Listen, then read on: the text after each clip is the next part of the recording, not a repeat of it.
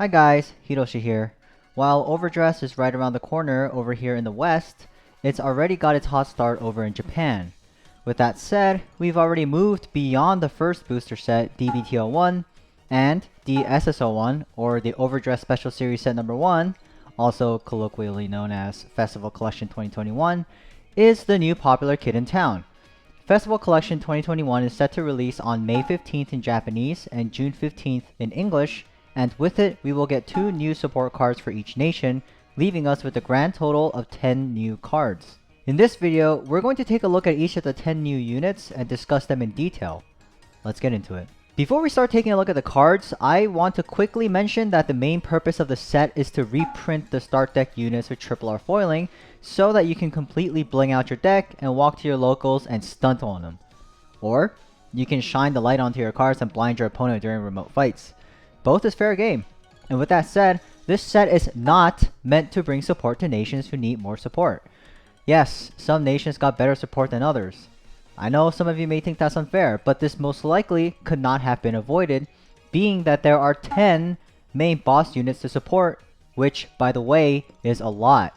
And we've only had 5 start decks and 1 main booster set at the time of recording this video. I'd say that you'd have to wait at least until DBTO2 to get decent support for all 10 bosses, but just to be safe, I'm going to wait until DBTO3 before I complain on Reddit. Now, with that out of the way, let's get into the set. Okay, so Festival Collection 2021 came with 2 new support cards for each nation, leaving a grand total of 10 new cards introduced into Overdress. I'm going to go over each pair one at a time, starting with the Dragon Empire support cards. But before I do that, let me explain the rules here. First, I'm going to present the cards to you. Then, I'm going to read their effects and discuss their potential usefulness. Finally, I'm going to put them into one of 2 categories, Gomi, or the trash category, or Daijobu, or the safe category.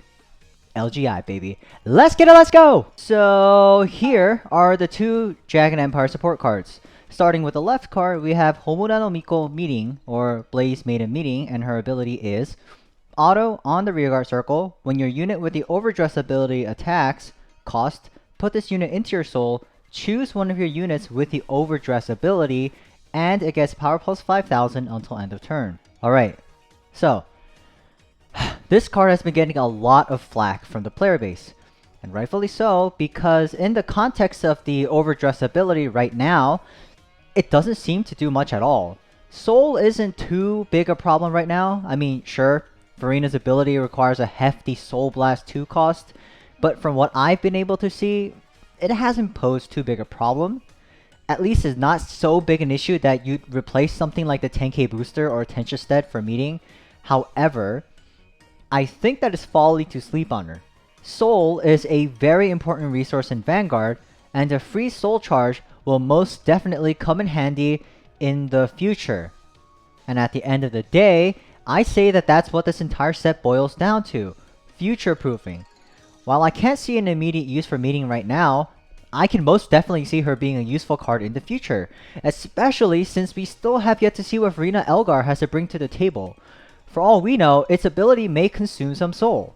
If that were the case, having both Verina and Verina Elgar in your deck would be too Soul Blast heavy. From that perspective, I can most definitely see meeting taking the spotlight as a staple 4 of. Also, the power plus 5000 would allow you to bypass a grade 1 or grade 2 Guardian. This card is Daijobu. The second support card for Dragon Empire is Rough Eating Dragon Hungersaurus. And right off the bat, this card is Gomi. NANI? Pure Gomi. Its ability is continuous on the rearguard circle. During your turn, this unit gets power plus 5000. And if your opponent has a front row rearguard, this unit cannot attack the Vanguard. Why does this card exist? I don't know. Gotta have filler cards to fill up the spots, I guess. This card is just pure doo-doo caca poo-poo. I would not consider running this in any of the 2 decks.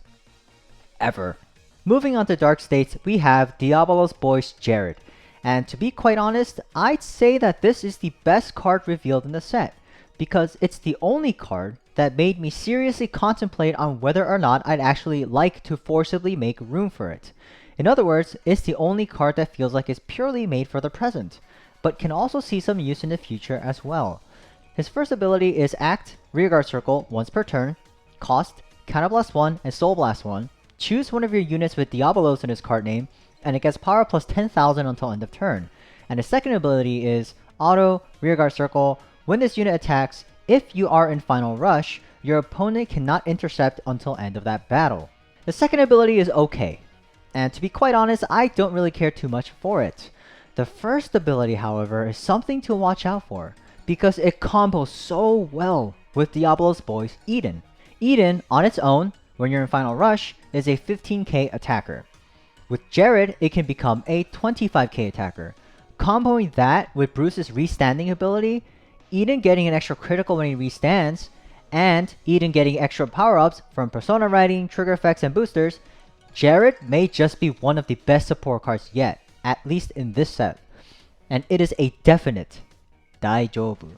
The second support card for Dark States is Degraded Aged Dragon, and its ability is Auto. When this unit is placed on a rearguard circle, if your soul has 5 or more cards, cost, discard a card from your hand, choose one of your opponent's back row rearguards, and retire it.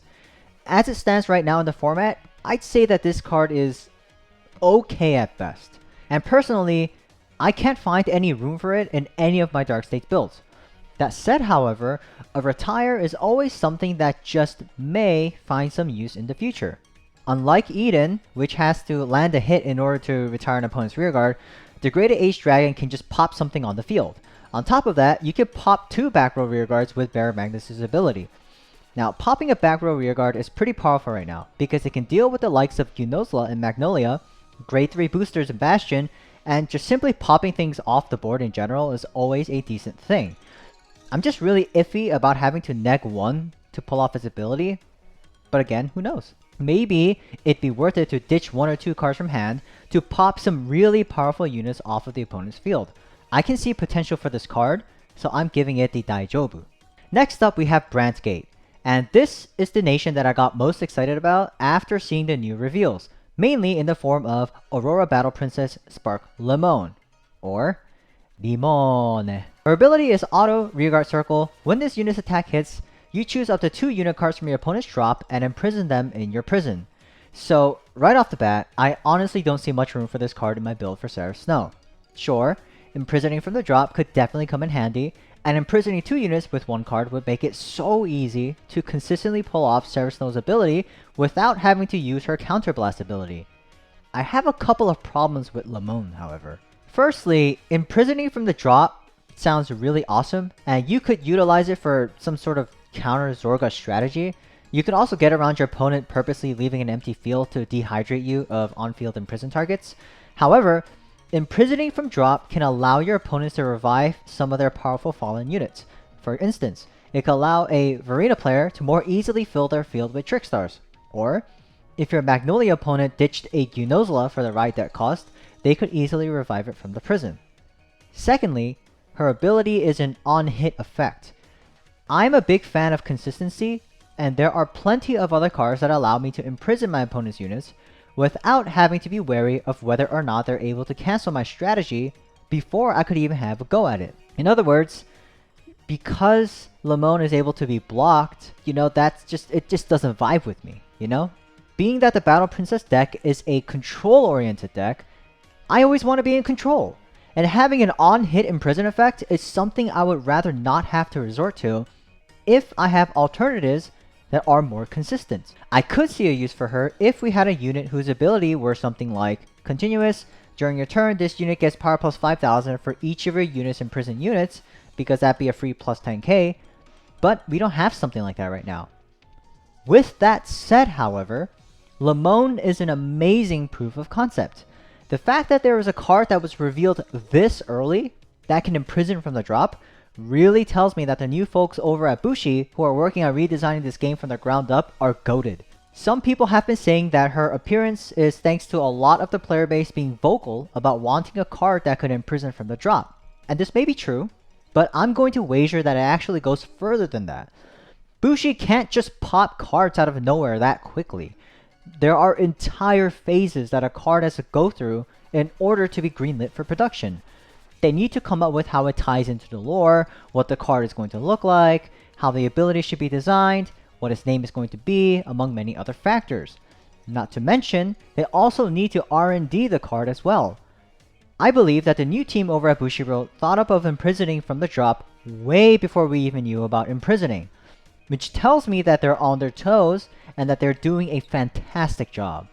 Lemon is a definite Daijobu in my books. The second support card Brandt Gate received is Twin Press Smasher, and its ability is Act, Rearguard Circle once per turn, cost, Counterblast 1, and rest this unit. Choose one of your opponent's front row rearguards and retire it. So yeah, another retire card. Like I said, retiring can come in handy. Like with Lemon, I don't see any room for this card in any of my Brandt Gate builds, but I'm still going to pick up 4 copies of this guy. We may enter a meta where being able to retire the opponent's front row rearguard may come in handy. For instance, maybe being able to pop Eden would end up being much better than simply imprisoning it. And I can definitely see the use of having an imprison retire hybrid build in a later, more updated version of the Battle Princesses. Smashman is Daijobu. Alright, so we are nearing the end as we enter Keter Sanctuary, which, in my opinion, pains me the most.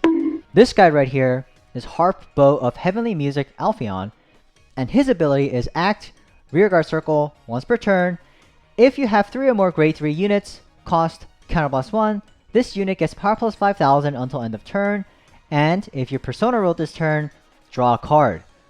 Okay, so right off the bat, this card has a consistency issue in that you need to Persona ride in order to pull off the +1.